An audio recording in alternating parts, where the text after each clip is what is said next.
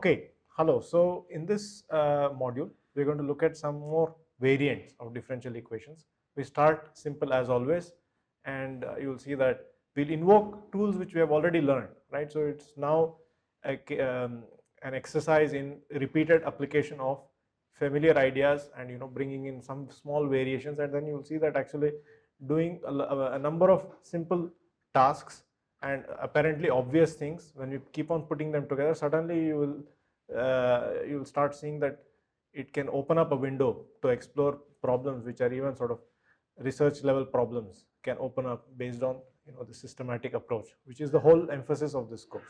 Okay, so today what I want to do is talk about the notion of escape velocity first of all, and then build around this theme and look at a few differential equations which arise from there, and then do numerics around this.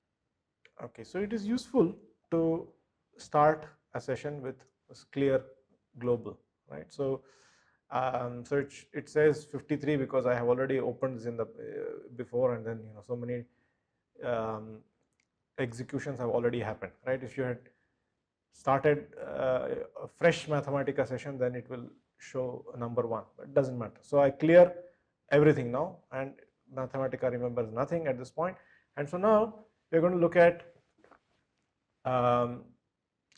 Newtonian gravitation, right? So close to the Earth, we are familiar with the acceleration due to gravity to be a constant, right? So the differential equation we have is just simply md squared x by dt squared is equal to minus mg, right? So x points away from the Earth.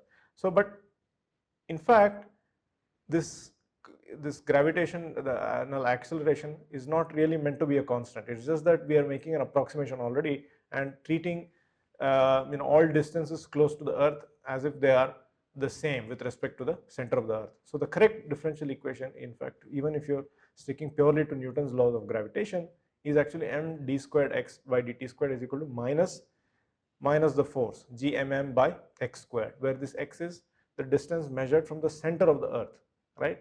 And if this x is going to vary substantially with respect to capital R, which is the radius of the Earth, then you must use this full differential equation to solve this problem, right? So capital M and small m are the masses of the Earth and the projectile, and so in the very first step, in fact, these small m's will cancel, so it doesn't matter what is the mass of the projectile itself for its motion. And then we will recall that in fact small g is nothing but capital Gm divided by radius squared, right? So use this and then recast this differential equation in this form, right? Equation 2 here is d squared x by dt squared is equal to minus small g capital R squared divided by x squared, right? So it turns out that this differential equation can actually be solved exactly, and invoking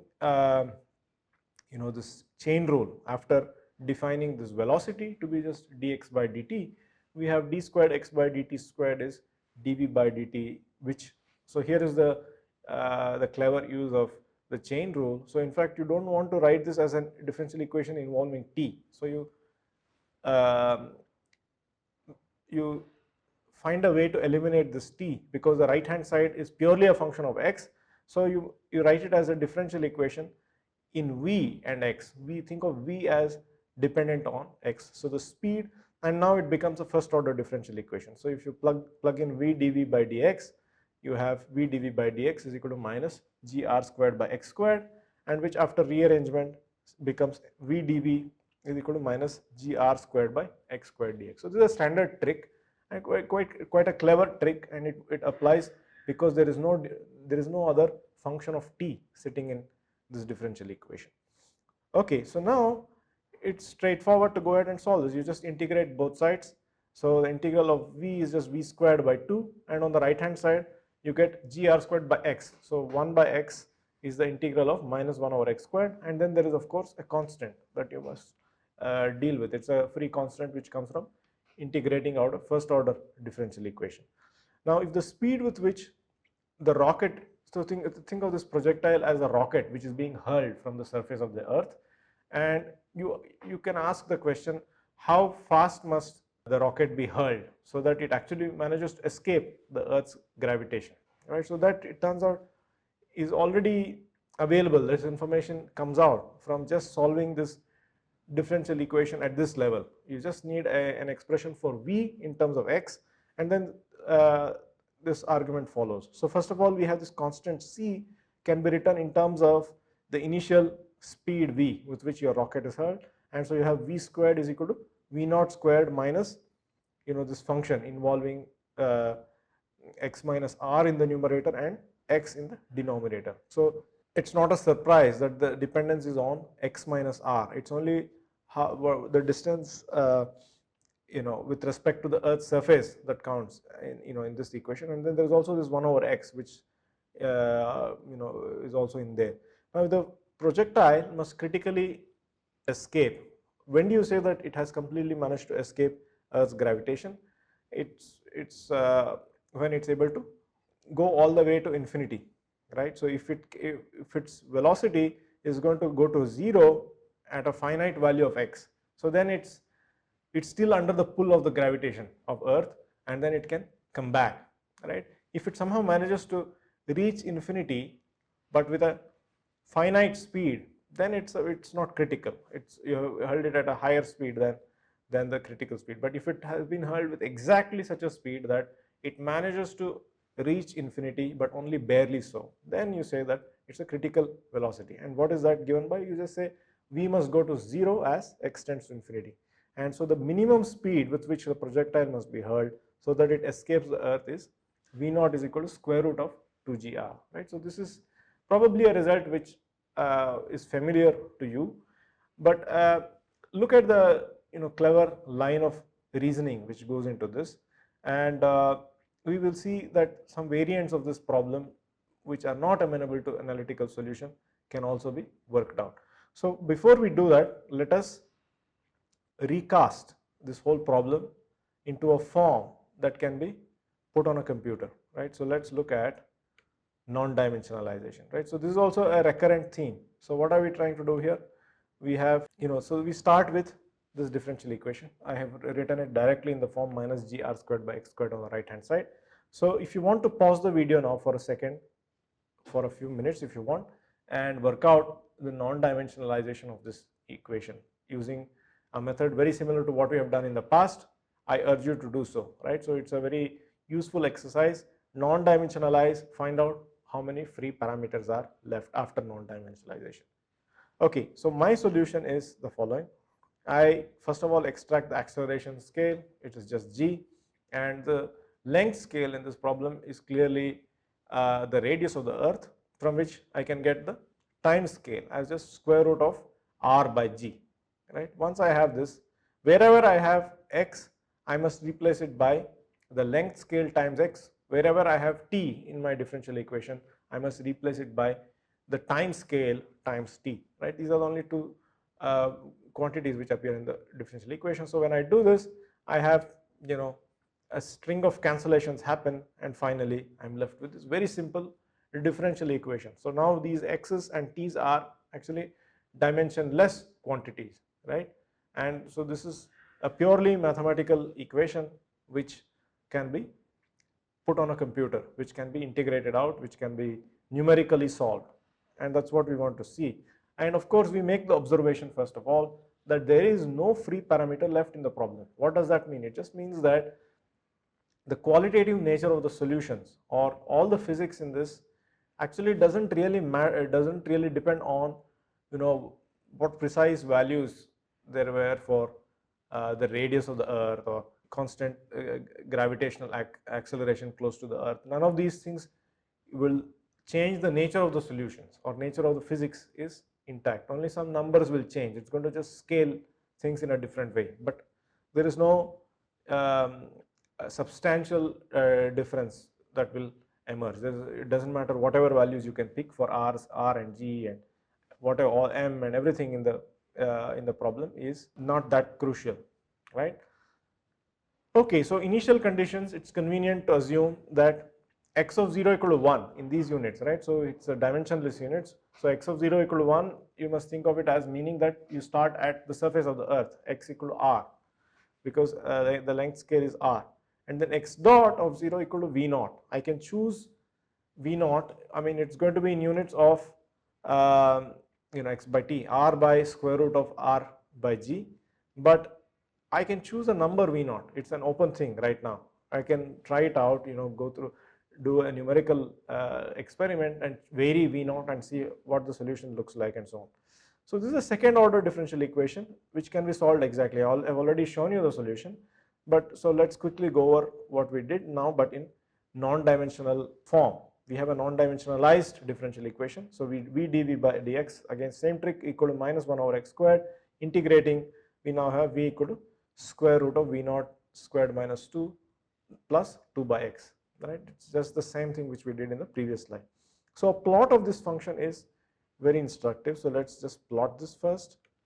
As always, when you're beginning to get a feeling for a problem, you must plot as many quantities out for yourself and try to extract as much information about any problem without any hard work, right? Before you put in a lot of hard work, do a lot of checks and try to develop a feeling for the problem, and only then get into the labor, and then finally cross check at every stage. So you see that, so maybe x equal to going all the way till 1000 is too much. If I make it 10, let's see what happens. So there you see, so when v naught is very small, v is going to go up, keep on reducing as a function of x, and then there is a finite value of x at which v goes to 0. But if I keep on increasing v naught, I see that the point at which it goes to 0 also keeps increasing, but it exists. But then if I keep doing this and increase v naught, there comes this threshold. Comes this threshold beyond which it doesn't matter. So no matter what value of x you choose, your v is going to be finite, and that value we already know what is that critical value. So let me just tune it close to that, and there you go. So now if I plot this all the way to 100 or 1000, it doesn't matter. Okay, so I have to tune this v naught to be 1.414. If I do this, then I have, okay, so you can also tune it to keep on changing, and then I will suddenly pause this, and then you see, there you go. So it is it doesn't go to 0, right? It will go to 0 only for x is equal to infinity. That's something that we have already analytically worked out, and it's a cross check against our intuition. So this is a general approach to physics, and to when you're particularly useful when you're trying to attack problems which are already don't have solutions, right? You need to take solid decisive steps forward, but they can be very tiny steps, right? And so keep on making sure that you understand one step ahead, and then come up with an alternate method, make sure that it's correct, and then keep on building, and then suddenly you have a problem for which doesn't have an understood solution, and then you have made progress. So that's the way physics goes. So there is, by the way, there is no closed form solution for x of t. It's quite a messy differential equation, even this one, for if you want to get x as a function of t. But if you choose v naught to be exactly, so that is the case for arbitrary v naught, but if you choose v naught to be, if you tune it to be exactly at the critical value, then you can go ahead and solve this differential equation. So then what happens is, if you choose v naught squared equal to 2, then v becomes just square root of 2 divided by square root of x, and then you can go ahead and check this, right? So this is homework. Go back and check that the solution you will get is x of t is equal to this this expression that I have here, 3 by 2 times root 2 times t plus 1, the whole power 2/3. And then it's also useful to plot this function. So I define this function, and then I plot this. So bear in mind that this is at the critical velocity. So it's not a surprise that x keeps on increasing. It will keep on, it will go very slowly maybe, but it will go to infinity eventually. Okay, so this is all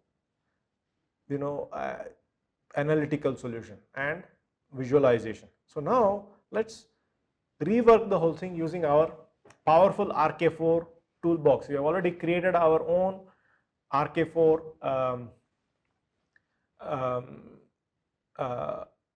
toolkit, right? We have generated our own algorithm. So the algorithm is given to us, and we have written our own program, and then we have this RK4 written out. All we have to do is copy it on and then load it every time we have a new differential equation, and then so many games can be played using that.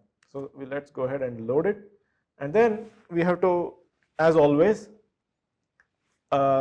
make these modifications, right? So we have to bring our differential equation into this canonical form. So dx by dt equal to v, we have already defined it, and then dv by dt. So it's a two variable differential equation. So because you start with a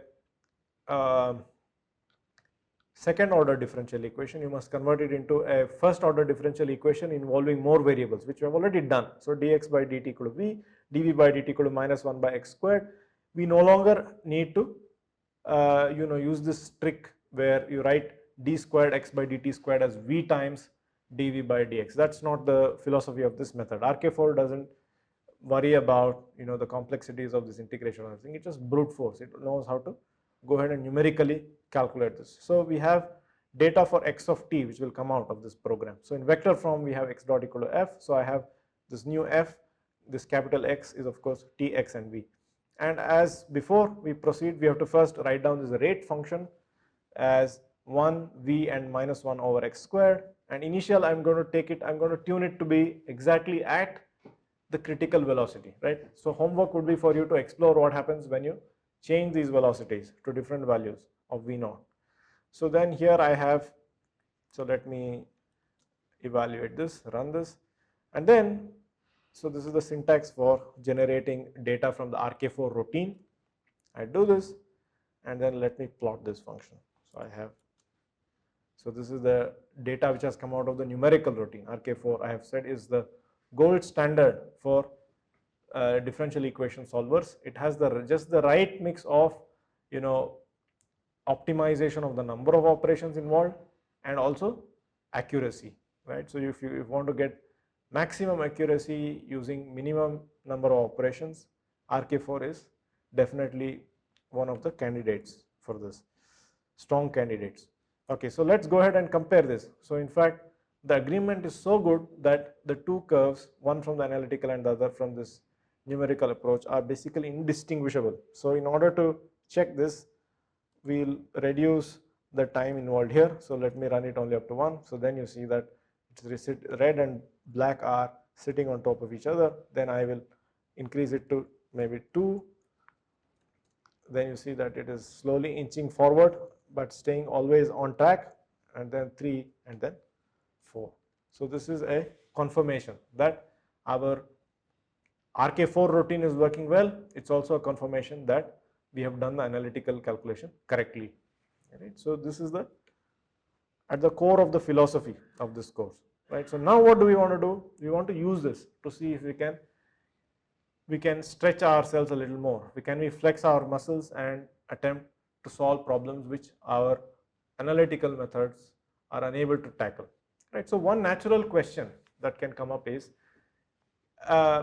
there could be air resistance, right? So there is definitely air resistance. So if you're a scientist in ISRO trying to actually work out the dynamics of a rocket being launched from the surface of the Earth, this is a factor that you might want to consider. And of course, the atmosphere is finite. It's not going to extend all the way till forever in the universe. So one model, I have just cooked up this model. I don't know whether this is the model, but it's probably a reasonable model. One model is to imagine that there's an exponential decay of this air resistance. So if you're very far away from the Earth's surface, the air resistance is minimal. So I'm going to model this as an exponential of minus lambda is some constant times x minus r. So the closer you are to the Earth, the larger is this the magnitude of the air resistance. And I'm also modeling this as being proportional to the speed and opposite in direction to the direction of motion. So I have md squared x by dt squared is equal to mg r squared by x squared like before, with a minus sign of course, but also I have minus k times e to the minus lambda of x minus r dx by dt, right. So the first step as always is to non-dimensionalize this differential equation. So once again, pause your video, spend maybe 5 minutes. So this is a little more complicated than the previous differential equation. Go ahead and non-dimensionalize. Okay, so I will show you my solution and hopefully yours and mine will agree, but they don't have to agree, by the way. It's possible for you to be right and for me to be right and for both of us to be different. So the thing is that you may work in some different units and I may work in different units. So the important thing is for you to be completely consistent. You work out your entire solution in the units that you have chosen, and finally make sure that your results are reasonable within your own units, and only finally you can compare against mine, right. So there's always a way to be right in multiple ways. These in particularly in when your differential equation involves lots of parameters, and when it becomes more and more complicated, there are multiple ways. And so there, of course, there is some intuition which goes into choosing a more suitable set of scales, right. So sometimes it's better to work in for example, when you have a problem involving resistor and LCR circuits, so you may choose one time constant which comes from L by R, but you may use another time constant which comes in R and C. So depending upon which of these time constants is more relevant, it may be more appropriate to use one or the other depending upon the context. But in the end, there is no real right or wrong in this. They both are correct as long as, or many multiple ways are correct as long as you're consistent. Okay, so my solution is the following. I choose the acceleration scale first because it's easy, it's just g, and then x scale once again is r. I choose it to be r, and then time scale is square root of r by g, right. If I use this, so there's also k sitting here, by the way, right. So it turns out that this is already enough. If I do this, I replace x by r times x and t by square root of r by g times t.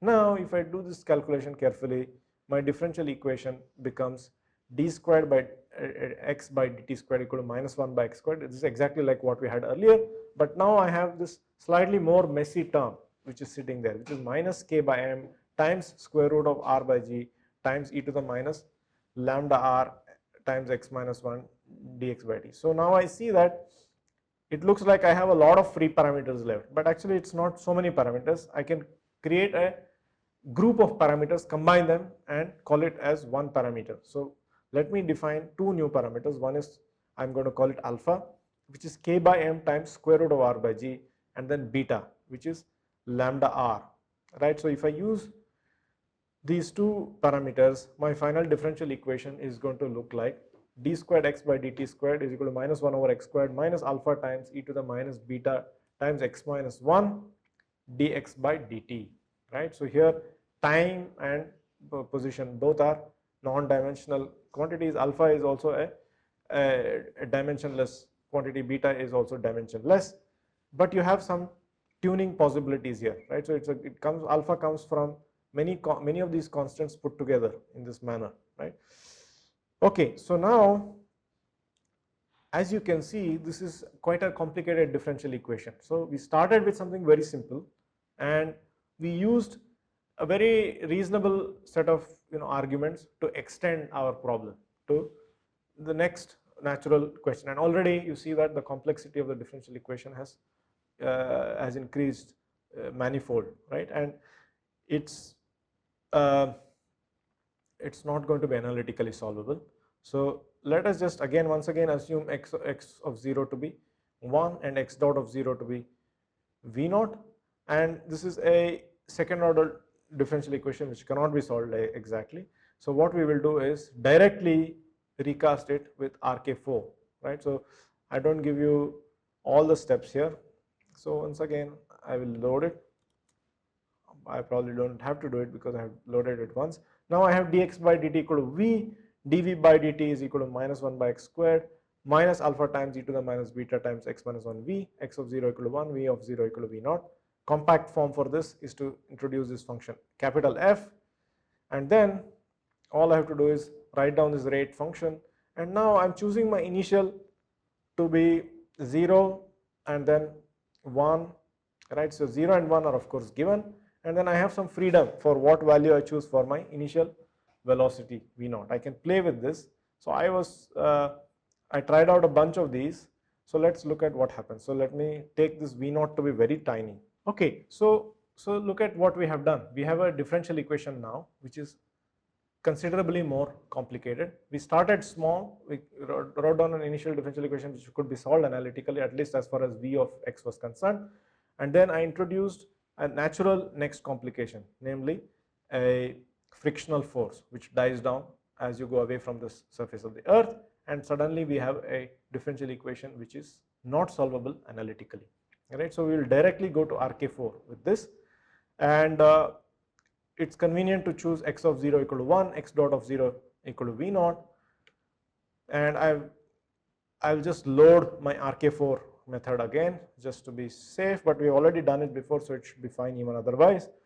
And then, so now you see that the canonical form for this second order differential equation converted into first order is like here: dx by dt equal to v, dv by dt has both these terms. The first term is just minus 1 over x squared, but also this exponential decay times v is the drag force, and then x of 0 equal to 1, v of 0 equal to v0. So v0 is the free parameter which I can play with. In vector form, you know, I have this force function which I can define, x dot equal to f, or maybe I shouldn't call it force, it's just x dot equal to f. We have called it the function f. So then we have the rate function rather. So the function f is should be thought of as a rate function, which is defined as a vector here, and then I will run this, and then I have initial conditions. I have to define the initial conditions. So here I have some room for play, right? I have my initial, the time t equal to 0 is where I start, and x equal to 1, that is fixed because I start at the surface of the earth, but I can play with different speeds. I can ask myself what will happen if I send my rocket at, you know, various speeds and see if there is some critical value which I can extract purely numerically. So let me start very small. I will start with a very tiny speed, 0.1 v0. So I will then I can play with this, right? So rate, so then I have to generate this data, numerical data. So let me do this. I will run this, and then finally I will plot this. So it gives me data of x as a function of t. So maybe 3000 is too much, so let me try to bring it down to just 300.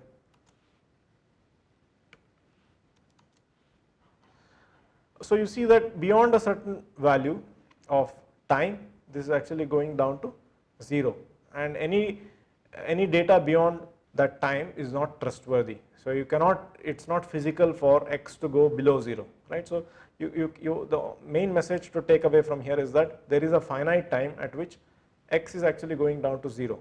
So it's not really, this speed is not an acceptable speed to send it at. So let's try to keep on increasing it. Suppose I send it at 0.5, then what happens? I run it again, then I run all of this stuff again. Then yeah, so it goes up and it's coming down. So in fact, x cannot even go below 1. So you see that initially it goes up and then very quickly comes down. So maybe 0.5 is also too small a speed for the type of times that I'm studying. So if I had studied much smaller times, it would be possible. The other way to increase this is to go up. So let me go to a speed of 1, then what happens? If I have a speed of 1, maybe I need this also to increase.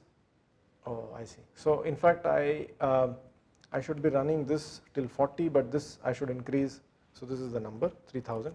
There you go. So this works out all right.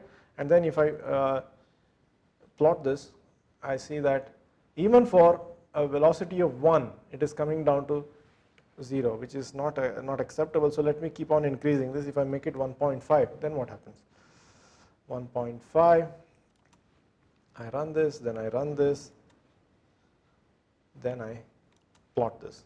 So you see that even now there is a finite time at which it returns to the earth, and maybe that's not what you want, right? It is all experimental in nature what we are trying to do. So if I take it to 1.9, then what happens? I have 1.9, something like this, and there you go.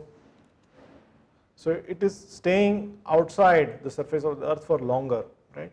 But is it going to be always, is it always going to return in a finite amount of time, or is there some critical value? So let's keep on increasing. This is just totally experimental in nature, what we are doing, right? It's just a crude model and we're playing. And so now what happens? So I see that it is increasing, so more and more. What about 2.1? 2.1 more increase, I expect. There you go. So you see that suddenly now 40 is not enough. Maybe it's going to return for longer times. And then what about 2.2? 2.2, you see, is suddenly it looks like it's not going to return at all. So I might run it for much longer, and this is not enough. So I'll probably have to do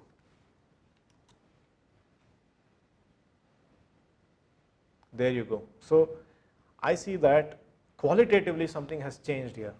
So my inference is that when V naught is slightly more than 2.1, 2.2, there is a critical V naught that we have crossed, beyond which this particle is going to go away, to run away to infinity. So this projectile will basically bulldoze its way through the Earth's air resistance if this initial speed is greater than a critical value. See, now it is very different from the earlier critical value. So by the way, I have to point out that here tacitly I have assumed alpha equal to 1 and beta equal to 1. So there is more exploration possible, and that's going to be part of your homework. You must try out what happens for different values of alpha, different values of beta. These are after all, parameters which you can give some physical meaning to it. It has all these constants in your problem sitting together. There is a k, there is g, there is m, and all this, and you should find a way to play around with various alphas and betas, and then in fact also with various V naughts. And maybe a fun exercise could be to come up with a tabulated data of V naught critical as a function of alpha and beta. So I must point out that the latest part of this problem is completely our own. We have created this problem, we have built a model, and we have managed to extract data and also to understand them, from based on the intuition that we developed on a simple problem. And it is potentially a research problem. I don't know if a study of this kind of a model has been carried out. So the main point here is that starting small and building in a very, very step-by-step solid way, we have managed to create a completely new avenue for research, which could be of real interest to, I don't know, some space scientists, for example, or it's certainly of interest for us as academics.